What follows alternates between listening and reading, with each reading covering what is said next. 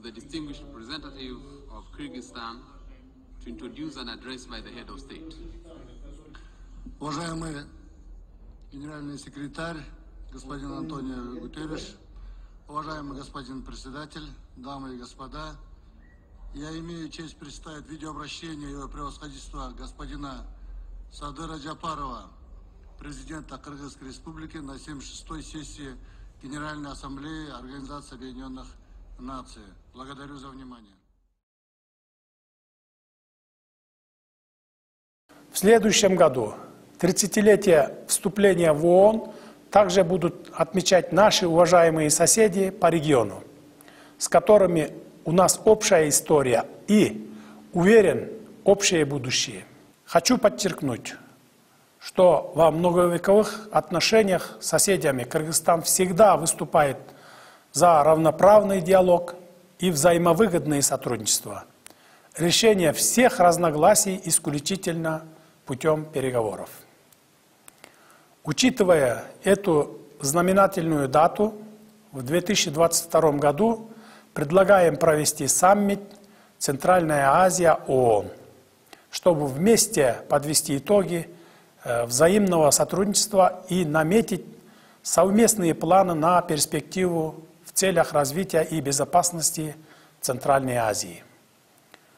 Саммит предлагаем организовать в сроки проведения очередной консультативной встречи глав государств Центральной Азии.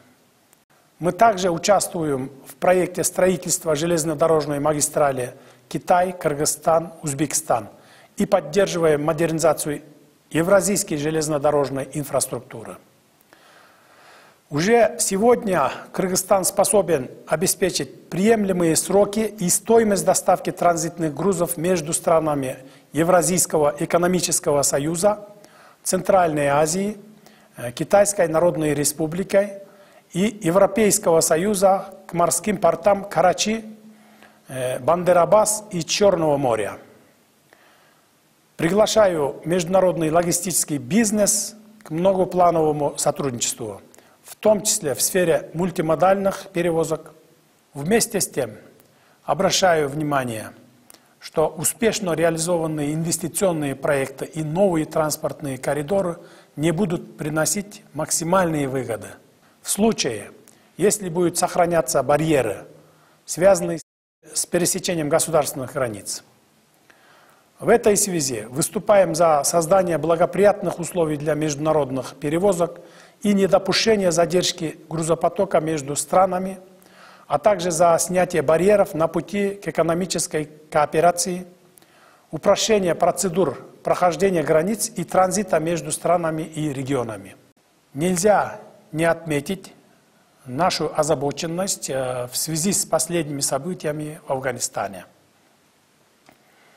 Мы можем предоставить 500 молодым афганцам возможность обучения в наших университетах, а также оказать гуманитарную помощь нуждающимся гражданам, в первую очередь этническим кыргызам малого и большого Памира Афганистана. С учетом проходящей эвакуации учреждений ООН из Афганистана, Кыргызстан предлагает временно разместить их в Бишкеке. В этой связи обращаюсь к генеральному секретарю ООН принять во внимание наше предложение. Вместе с тем, из-за сложившейся ситуации в Афганистане вновь выходит на первый план безопасность Центральной Азии. Надеемся на скорейшее установление общественно-политической стабильности и правопорядка в Афганистане. Серьезным вызовом для человечества стала пандемия коронавирусной инфекции, приведшая к многочисленным жертвам, подвергшая национальные системы здравоохранения беспрецедентному испытанию на прочность и вызвавшая спад в мировой экономике.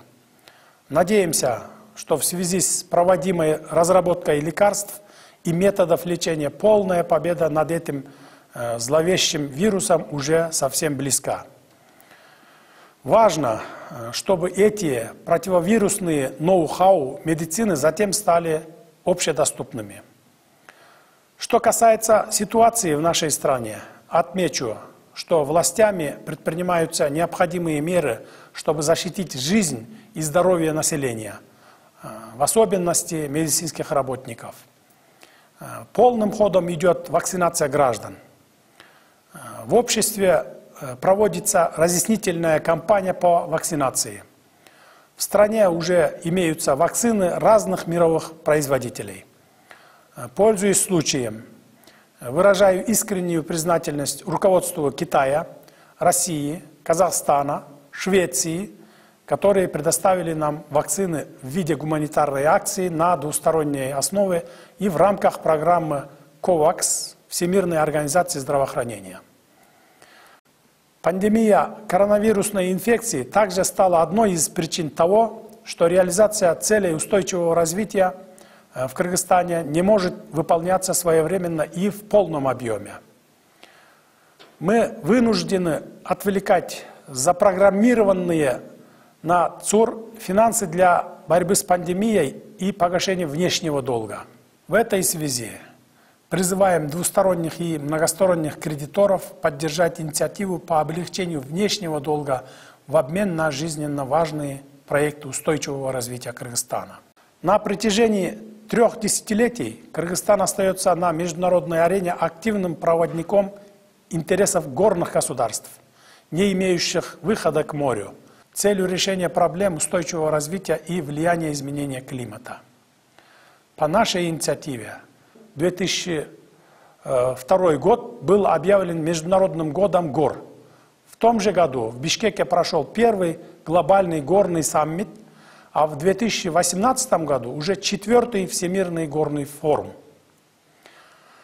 На текущей сессии Генеральной Ассамблеи ООН от группы друзей горных стран мы инициируем, чтобы вновь объявить 2022 год Международным годом гор, утвердить 5-летнюю программу по устойчивому развитию горных регионов и в 2027 году, созвать глобальный саммит Бишкек плюс 25. В этом году в ЮНЕСКО мы инициируем резолюцию о сохранении горных ледников и одновременно продолжаем работу с международными партнерами по выполнению положения резолюции «Природа не знает границ», внесенной Кыргызстаном и недавно утвержденной Генеральной Ассамблеей ООН. Уже есть обнадеживающие достижения. Например, благодаря общей работе со странами ареалами обитания и международными организациями удалось не допустить исчезновения такого благородного животного, как снежный барс. Вместе с тем, Кыргызстан к 2050 году постарается достичь углеродной нейтральности. Кыргызская экономика постепенно зеленеет, в строй будет вводиться все больше безуглеродных источников энергии, имея в виду в первую очередь гидроэлектростанции.